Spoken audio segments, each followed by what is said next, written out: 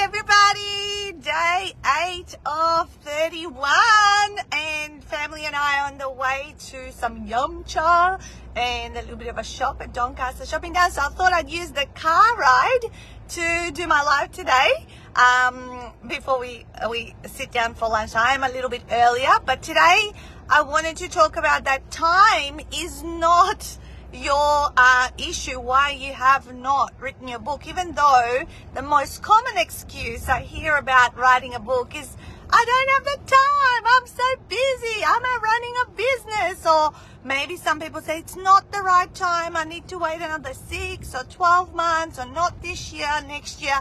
And before you know it, decades, and often it is decades, not just years, have passed, and you're still saying, I haven't written it. And people often describe this feeling like, within them, there's this niggling feeling. If they don't do it, they'll be filled with regret and all that sort of stuff. So let's tackle the time excuse and why people say they don't have the time or it's not the right time to write your book. So hopefully we can build up your why and remove the time excuse, because when you have a big enough reason why, then you are going to write it. You're going to make it everything possible to make it happen. So I don't know who said this, but it takes a bloody long time not to write a book.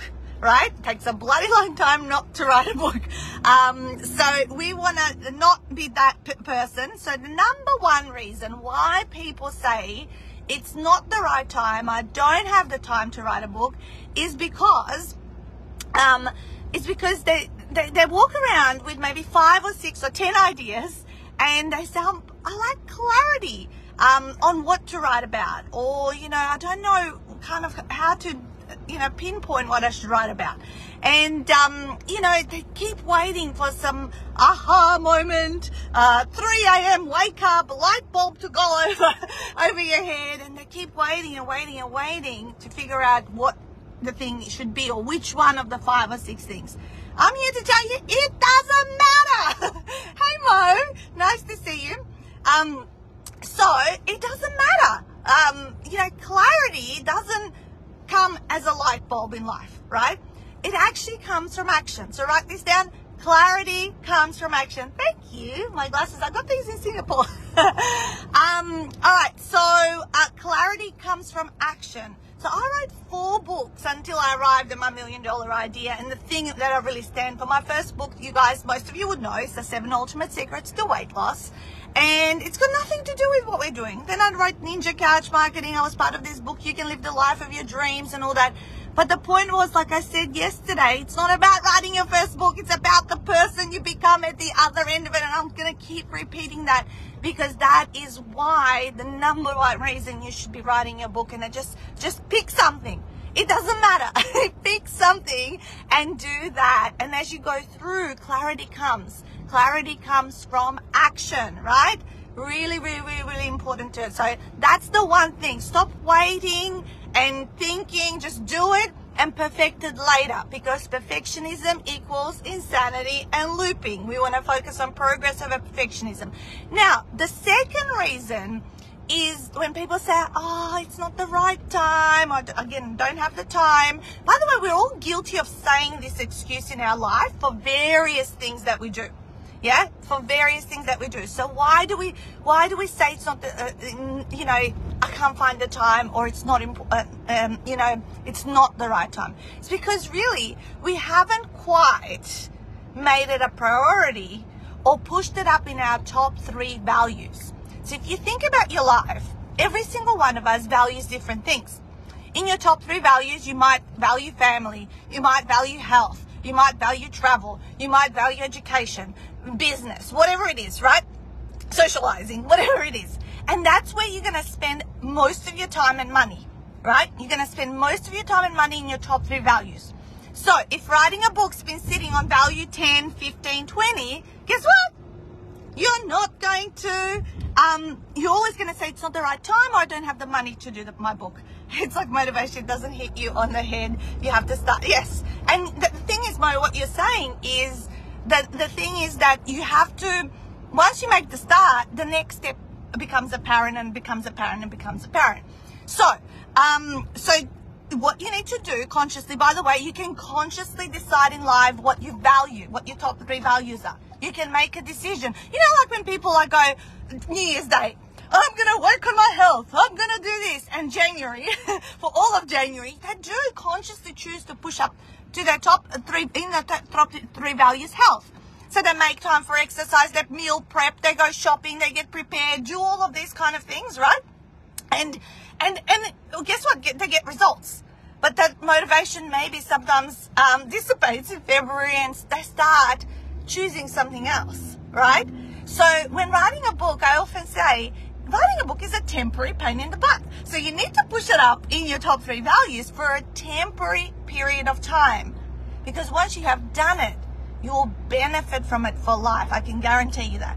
Okay? So if you keep saying, I don't have the time, or it's not the right time, it's because you have not pushed up writing and publishing a book in your top 3 values. Therefore, you haven't, obviously, you're not giving it your time and money, if you're going to self-publish, of course. And I certainly think first-time authors should be self-publishing, because often, well, I know with traditional publishers, they want you to have a network and a following. So a first-time author is highly unlikely they are going to get picked by a traditional publisher.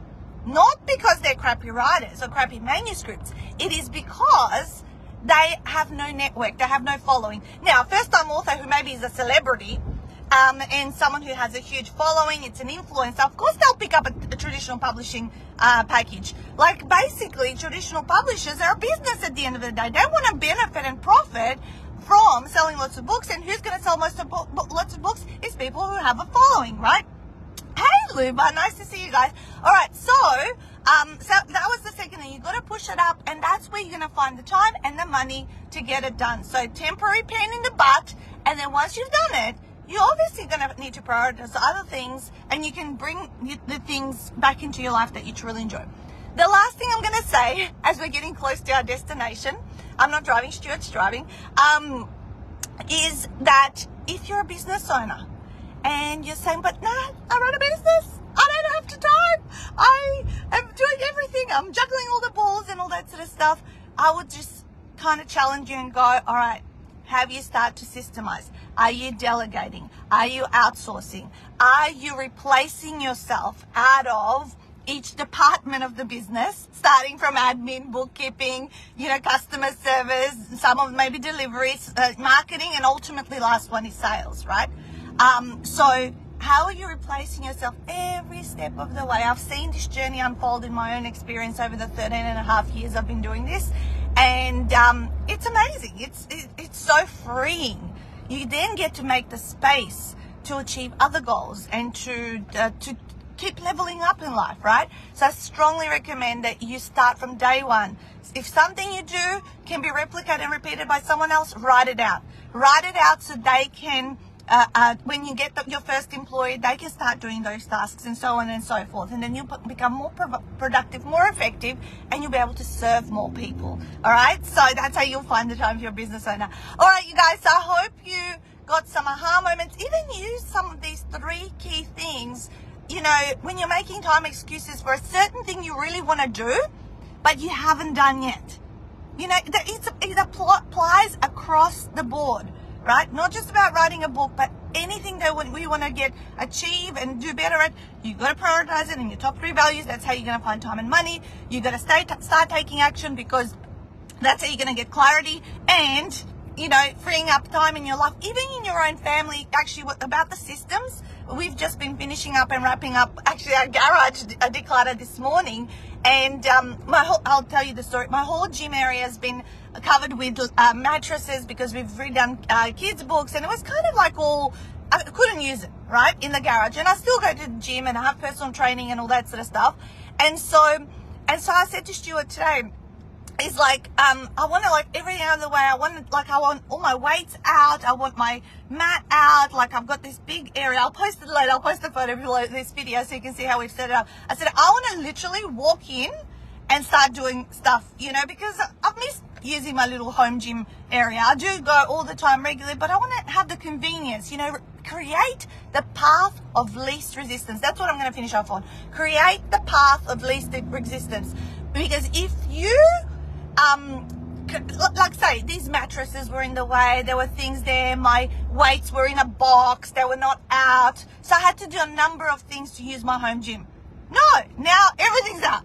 Everything's beautifully set up, nice and neat, so I can walk in the morning, literally in my pajamas if I wanted to, and I can start lifting weights, going on my treadmill. I've got a little machine. I've got my ball pumped up now. Everything's ready, because when you create the path of least resistance, and this applies to writing your book, right?